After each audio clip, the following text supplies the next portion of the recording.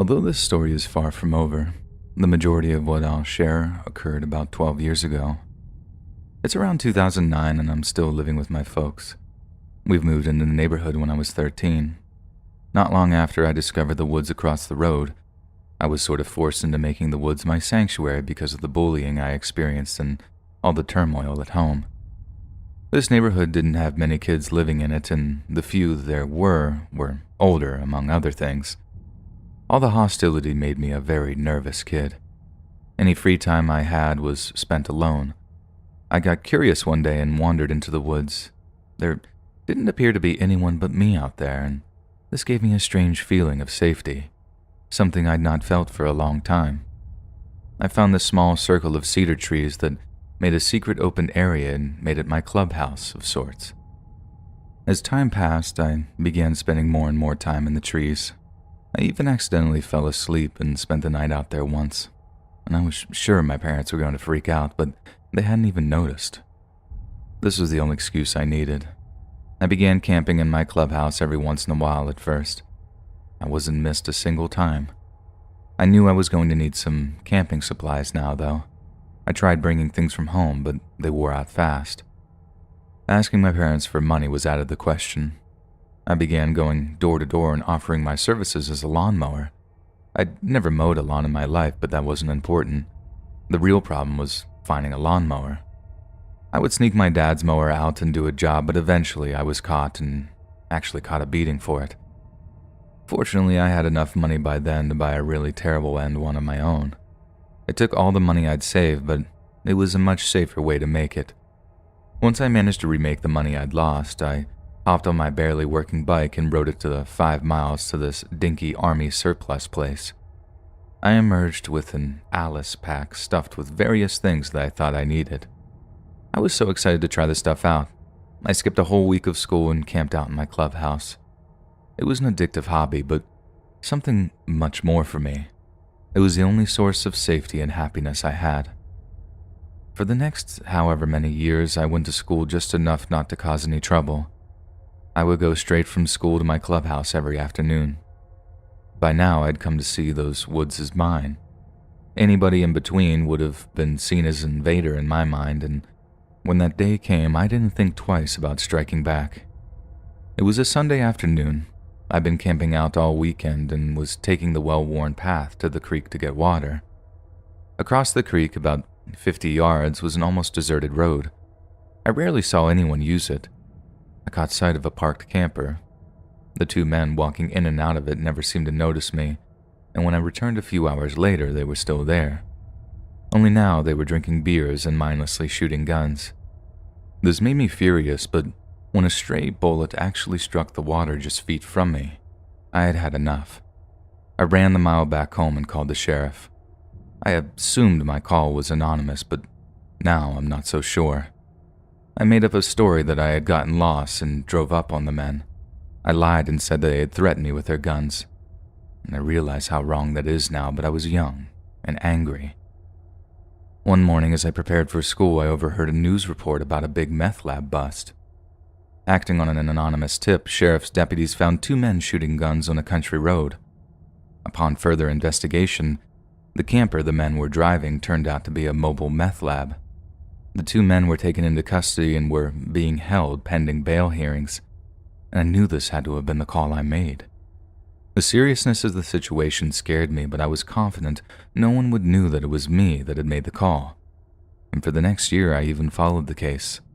About 3 months before their sentencing hearing, I received an unnamed letter in the mail, and it simply said, "You mess with the wrong people, kid."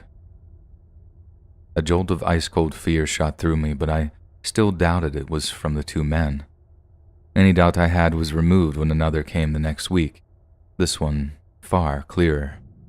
"You better pray we get time served." I was too terrified at the time to wonder how they knew that it was me. I'm still not sure how they identified me, but the how no longer mattered. The letters continued to arrive. When the day of the hearing came, the news was not good. Both men were felons found with multiple firearms. Adding on the manufacturing charge, and you get a minimum of 10 years. The judge was not feeling generous. He gave both of the men 20 years. I was sure my days on Earth were numbered. I stopped going to school and spent all my time in the woods. I wasn't foolish enough to think that it would keep me safe, but if I was going to die, I wanted to die somewhere I loved. A strange thing happened, though. The death I was expecting never came. Month after month, I became more confident that it all had been a joke or more than likely just an intimidation tactic. My life flew by, and this last 10 years has been a series of ups and downs. The meth heads have been the last thing on my mind. Then, last week, a new anonymous letter showed up at my apartment. You better write a will. The end is close at hand. I involuntarily dropped it like a hot potato. My girlfriend was with me and witnessed it. She picked up the letter and read it, and I could tell she was concerned, but I played it off as a prank and refused to explain.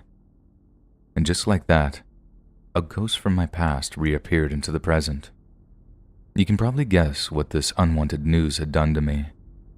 I feel like I'm constantly looking over my shoulder everywhere I go. I'm terrified these monsters may go after my girlfriend and newborn child. Going to the cops was a brief consideration, but without any proof of who the sender is, I know there's not much they can do. My options seem to be limited. Without anyone else to talk to, I'm anonymously emailing this in to tell my story. I'm not sure why. It could be because of the anonymity of the internet. There's not much more I can say other than to tell you all to be careful of the choices you make as a child. Wish me luck, and please pray for me and my family. Did you enjoy the first story? If you did, I would love it if you would subscribe to the channel. Oh, if you want your broccoli to be served fresh, then don't forget to hit the bell icon. Keep munching.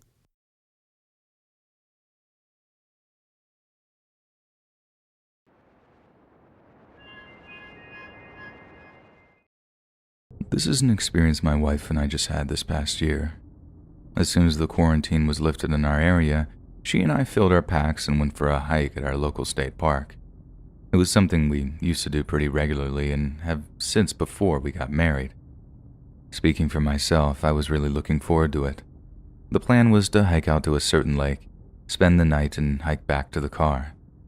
It was a clear, warm day and the trails were nice and dry. For most of that morning, we had been the only people on the trail. We decided to stop for lunch at a campsite about halfway to the lake. Another couple must have had the same idea.